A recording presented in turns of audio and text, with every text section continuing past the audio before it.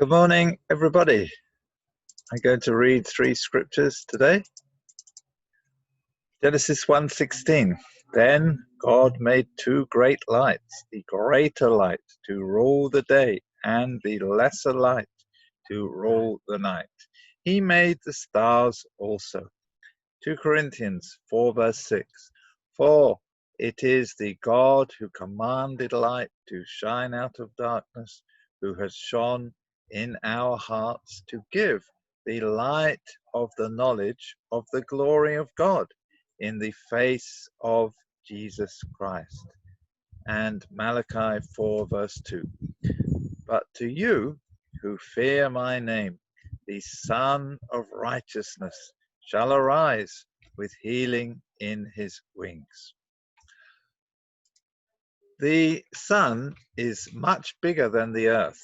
You could fit about 1.3 million earths inside the sun. And the earth is bigger than the moon.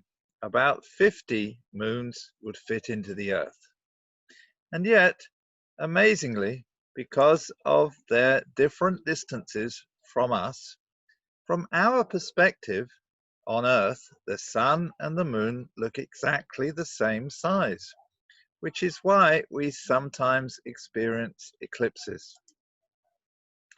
Planet Earth is entirely dependent upon the sun and must stay attached for its life to survive. We have no choice about this. But if the Earth were able to move out of its orbit, in a very short time, all life would disappear.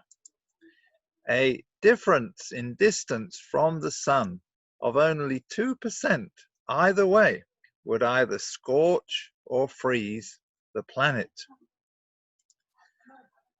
Only about 2 billionths of the energy emitted from the sun lands on the Earth. The rest is lost into space. But even that small amount is 174 million billion watts, which is about 174 million times more than the energy produced by an average nuclear power station. On a cloudless day, 1 square meter of the Earth will receive about 1 kilowatt of energy. That's 1,000 joules every second. So 5 meters squared of ground will receive the same amount of energy in 6 sunny hours that an average power-hungry USA household will use in a day in electricity.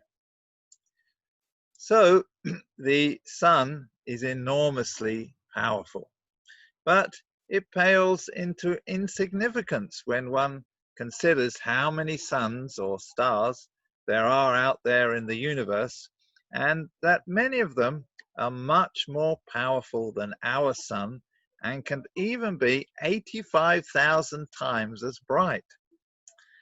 And even all these pale into insignificance when compared with the God who created them all. How powerful is he? And he himself has shone in our hearts to give the light of the knowledge of the glory of God. It's enough to take one's breath away.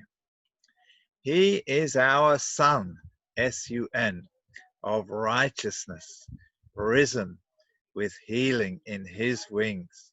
He is in his people. If we stay attached to him, it is inevitable that glorious, vibrant, eternal life will spring up in us.